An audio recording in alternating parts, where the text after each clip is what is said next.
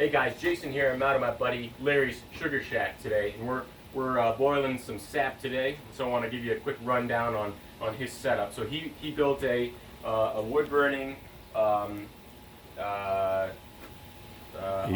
Evaporator. Thank you. He built a wood burning evaporator. He's got two pans. He's got a blower underneath, which we'll see, and then the sap's over here. So he's got a secondary pan and he's got a primary pan. The primary pan has the fire going right under it, and then the secondary pan has the fire. It extends over here, and then it goes up his exhaust pipe. You can see we have a reservoir right here, about 6 gallons full, and we've got a line going to each pan.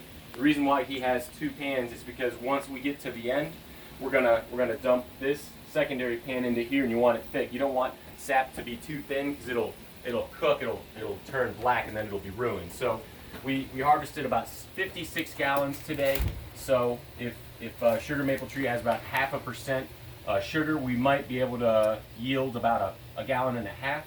But I'm going to throw in some wood, and then we'll check the stack temperature real quick.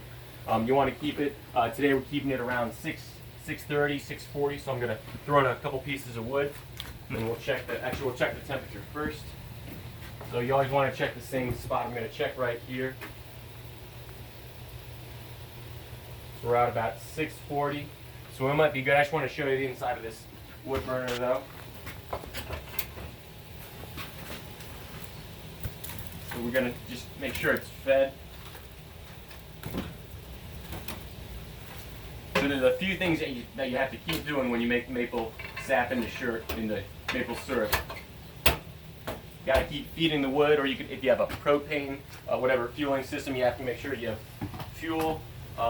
In our case, it's the wood. And then you also want to make sure the level's deep enough.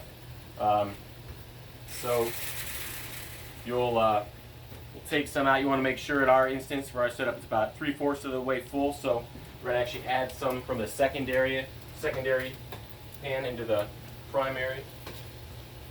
So when you take the sap out, it should be about 3/4 of the cup full.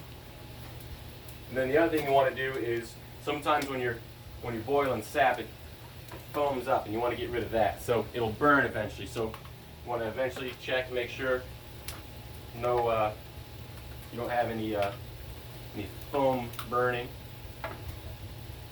Oh, and then the other thing you want to do is this sap container that we showed earlier. You always want to make sure it's full, because that's what feeds the two pans. So yeah, that's a quick overview. Thanks for watching, and we'll see you soon.